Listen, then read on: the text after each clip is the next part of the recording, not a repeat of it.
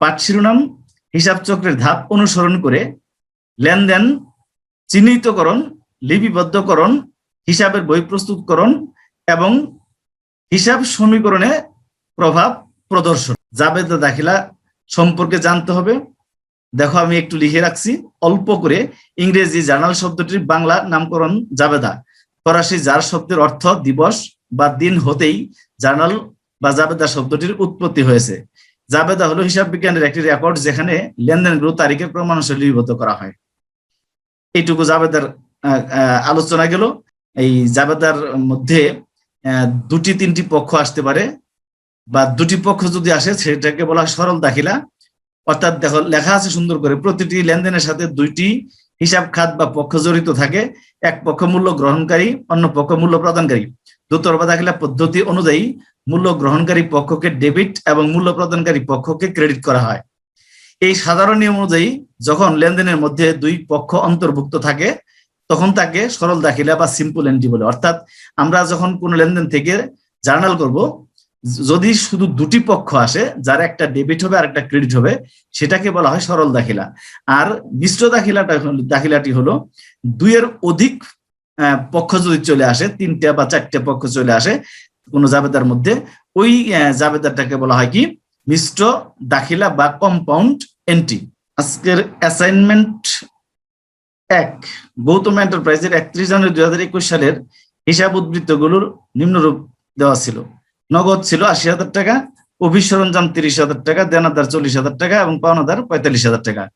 ফেব্রুয়ারি মাসে তার ব্যবসায় সংগঠিত ঘটনাগুলো নিম্নরূপ। তার মানে এখানে সবগুলো লেনদেন নয়, কিছু আছে ঘটনা, এখান থেকেই বুঝতে হবে।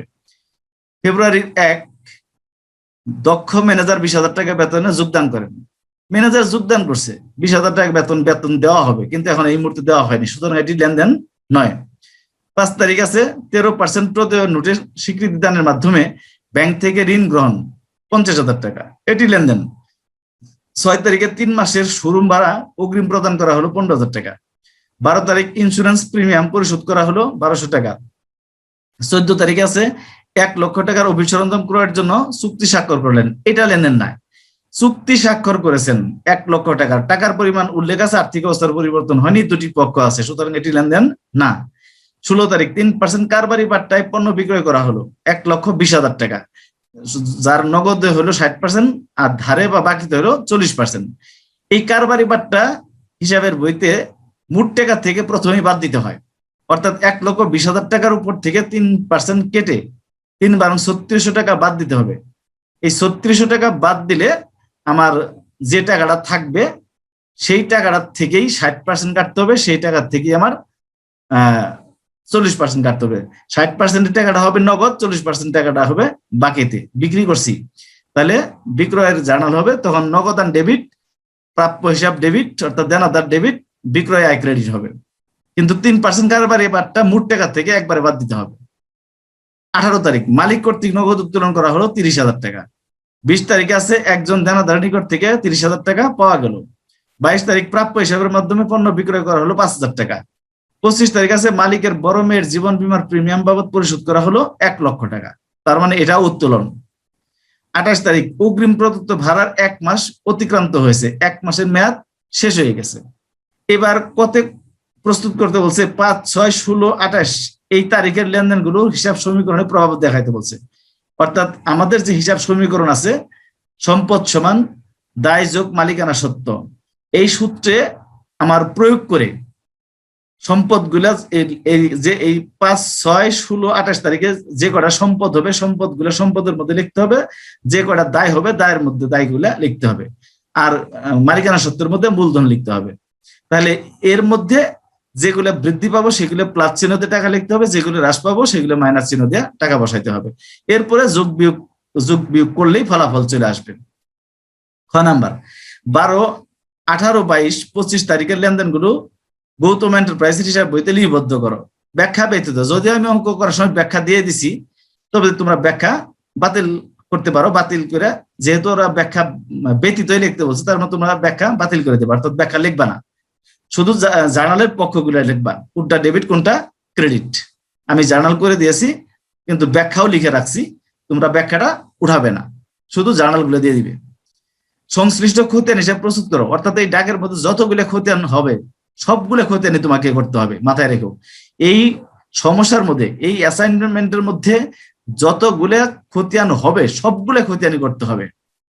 এরপরে হিসাব চক্র চিত্র সহ তোমাকে দেখাইতে বলছে বা লিখতে বলছে, দেখাইলেই যথেষ্ট, কারণ এত বড় কিছু আর করার দরকার নাই। তাহলে আমরা ক নাম্বারের সমাধান করতে যাচ্ছি এখন। 5, 6, 16, 28 তারিখের 5 তারিখে প্রদেয় নোটের স্বীকৃতি দানের মাধ্যমে ব্যাংক থেকে ঋণ গ্রহণ করছে। তার মানে আমার ব্যবসায় নগদ টাকা বৃদ্ধি পাইছে আর ব্যাংক ঋণ বৃদ্ধি পাইছে, অর্থাৎ নগদে প্লাস ব্যাংক ঋণে প্লাস। আর 6 তারিখে 3 মাসের শোরুম ভাড়া অগ্রিম প্রদান করছি। তাহলে অগ্রিম যে কোনো খরচের টাকা অগ্রিম প্রদান করলে সম্পত্তি বৃদ্ধি পায়, তাহলে সম্পত্তিতে অগ্রিম ভাড়া সম্পদ এর মধ্যে প্লাস করতে হবে আর নগদ টাকা মাইনাস করতে হবে, 15,000 নগদ থেকে মাইনাস করতে হবে। এরপরে 16 তারিখের কল্প কাহিনীটা একটু কঠিন। এই 1,20,000 টাকা থেকে আগে 3% কাটতে হবে, কেটে বাদ দিতে হবে। যা থাকবে তার 60% নগদে, বাকি টাকা 40% হবে ধারে। এবার আছে কয় তারিখ? 28 তারিখ। 28 তারিখে আছে অগ্রিম প্রদত্ত ভাড়ার 1 মাস অতিক্রান্ত হয়েছে। এই 3 মাসের যে অগ্রিম ভাড়া দিয়েছিলাম এর মধ্যে 1 মাসের টাকার মেয়াদ শেষ হয়ে গেছে, অর্থাৎ 1 মাসের টাকা খরচ হয়ে গেছে। 3 মাসের যদি 15,000 টাকা হয় তাহলে 1 মাসের হবে 5,000 টাকা। এই 5,000 টাকা খরচ হিসেবে দেখাইতে হবে, অর্থাৎ ভাড়া খরচকে বাড়াইতে হবে আর অগ্রিম ভাড়াকে কমাইতে হবে। আমরা পরবর্তী পৃষ্ঠায় ক নাম্বার সমাধান করেছি, দেখো সমাধান এখান থেকে শুরু হলো। গৌতম এন্টারপ্রাইজের হিসাব সমীকরণে প্রভাব দেখানো হলো টেবুলার ছকের মাধ্যমে। এটাকে বলা হয় টেবুলার ছক। দেখো আমি লিখেছি তারিখ, দিছি সম্পদ সমান দায় যোগ মালিকানা সত্ত্ব, দায় যোগ মালিকানা সত্ত্ব। তারপরে ঘরে মন্তব্য লিখতে হয়, অর্থাৎ আয় এবং খরচের জন্য মন্তব্য লিখতে হয়। ফেব্রুয়ারি 5 তারিখ আমি তখনই বললাম ব্যাংক থেকে 5,000 টাকা 13% নোটের উপরে স্বাক্ষর করে টাকা নিছ, নগদে প্লাস, ব্যাংক প্রদেয় নোটে প্লাস। 6 তারিখ নগদে মাইনাস, অগ্রিম ভাড়াতে প্লাস 15,000 টাকা। 16 তারিখ ওই 13%, 1,20,000 টাকার 3% কাটে বাদ দিতেছে। 3% কাটলে 3600 টাকা আসে, 3600 টাকা বাদ দিলে 1,16,400 টাকা, এটা বিক্রয় আয়, মূলধনে প্লাস। আর এর 60% কাটে নগদে প্লাস আর 40% হলো বাকিতে দেনাদারে প্লাস। 28 তারিখ 5,000 টাকা 1 মাসের মেয়াদ শেষ হয়ে গেছে, ভাড়ার অগ্রিম ভাড়ার থেকে মাইনাস আর মূলধন থেকে মাইনাস। যে কোনো আয় এবং খরচ মূলধনের সাথে প্লাস মাইনাস হয়, আয় প্লাস হয়, খরচ মাইনাস হয়।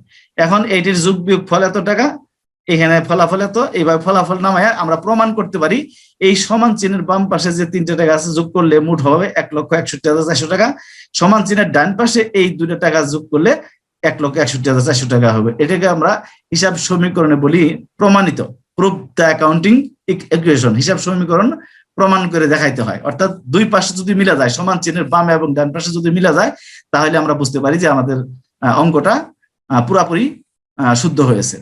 যেহেতু আমাদের 1,61,400 বামে এবং ডাইনেও 1,61,400 টাকা, এই সমান চিহ্নের বামে এবং ডাইনে, তাহলে আমাদের এই টেবুলারে যে আমরা প্রভাবটা দেখাইলাম সেটা শুদ্ধ হয়েছে।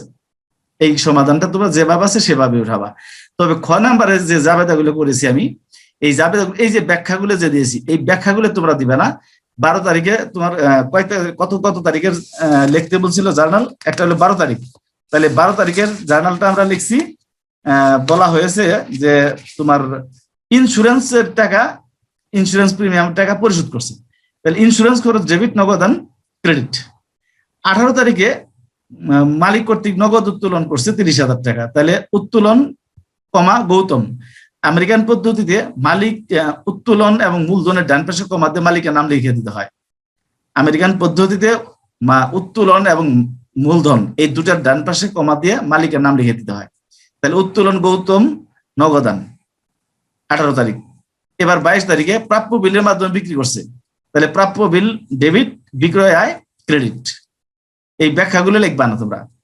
ফেব্রুয়ারি 25 তারিখ উত্তোলন, আবার ওই যে মালিক কর্তৃক নগদ উত্তোলনই করা হয়েছে বলা চলে, কারণ হলো তোমার এর আগে একটা জীবন বীমার প্রিমিয়াম প্রদান করছে আর একটা মালিক নগদ উত্তোলন করছে। জীবন বীমার প্রিমিয়াম প্রদান করলেও উত্তোলনের মধ্যেই গণ্য করতে হয়, অর্থাৎ মালিক টাকাটাকে ব্যবসা থেকে তুলে নিয়েছে বলে ধরে নিতে হয়। এই জন্য উত্তোলন ডেবিট, নগদান ক্রেডিট। এই গেল আমার 4টা তারিখের জার্নাল করতে বলছিল। খ নাম্বারে আমি 4টা তারিখের জার্নাল করলাম, খ নাম্বারে কাজ শেষ করলাম। এবার গ নাম্বারে বলছে খতিয়ান করতে। তোমাদের জন্য একটু কঠিন হবে এই খতিয়ানটি করাই, কারণ এই যেগুলা জার্নাল করা হয়নি সেগুলারও খতিয়ান করতে হবে।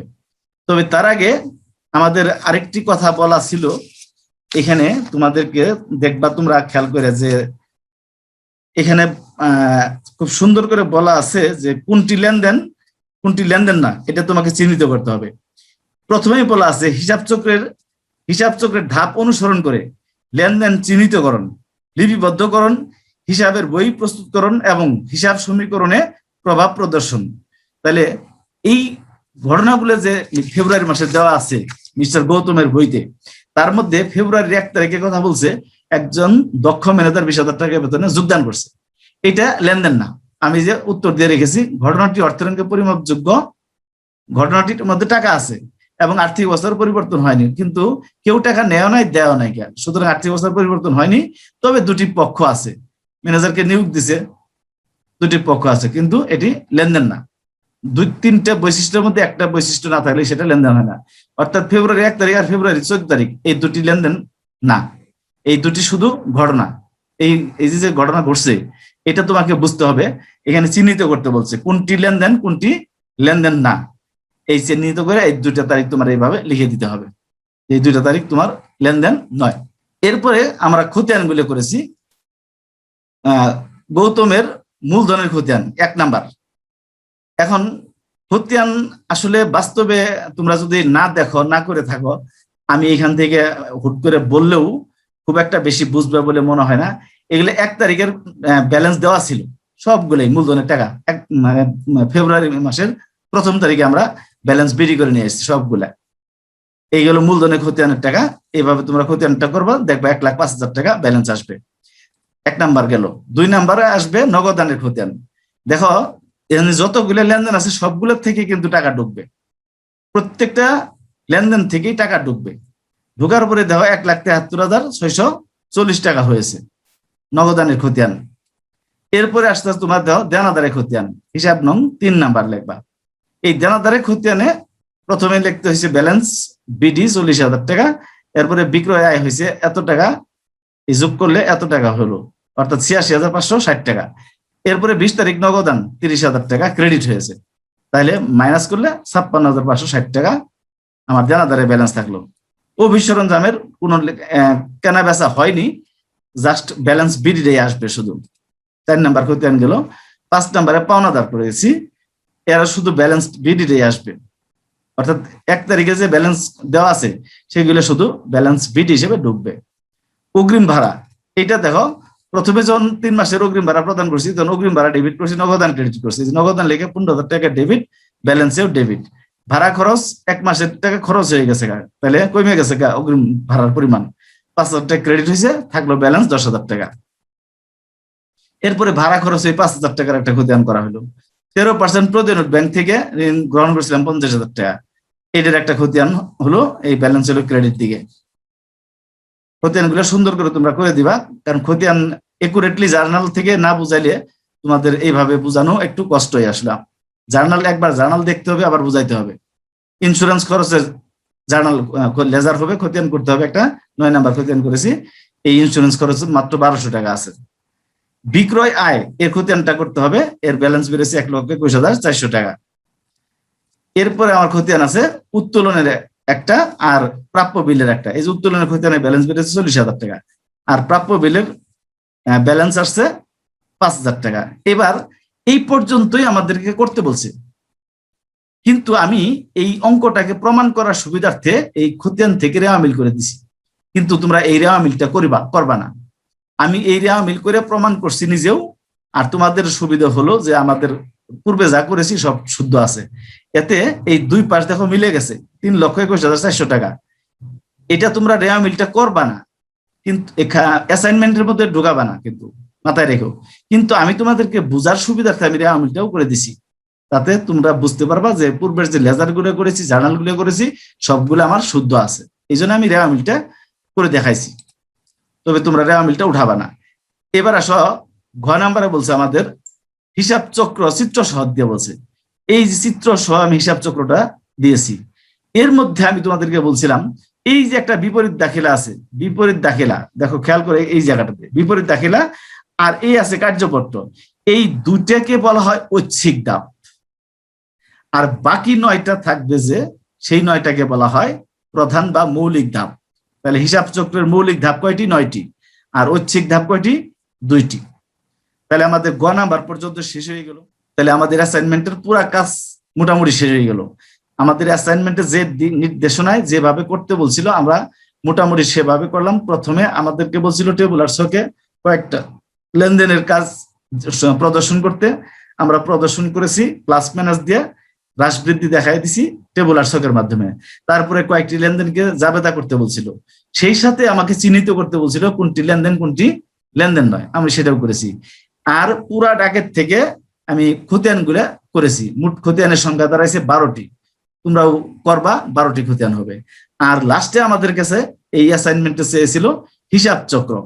হিসাব চক্র হলো কার্যকরী আর্থিক তথ্য সংগ্রহ, প্রক্রিয়াজাতকরণ ও প্রকাশকরণ এর একটি ধারাবাহিক ধারা বা পর্যায়, যা একটি হিসাব গেলে সম্পাদিত হয়। হিসাব চক্রের মৌলিক বা প্রধান ধাপ 9টি এবং ঐচ্ছিক ধাপ 2টি। মুখস্থ করে ফেলবে একদম। আর এই ধাপ করা তো এমনিও মুখস্থ করতে হবে তোমাদের। এরপরে তো অ্যাসাইনমেন্টে তোমরা এইভাবে উঠাই দিবা। তবে এখানে 10টা কিন্তু হয়েছে, 10টার মধ্যে 10 নাম্বারটা বাদ যাবে। বিপরীত দাখিলা এবং কার্যপত্র এই দুটো কিন্তু ঐচ্ছিক ধাপ। তাহলে তোমাদের সকলকেই ধন্যবাদ জানিয়ে আজকের ক্লাস শেষ করছি। আল্লাহ হাফেজ।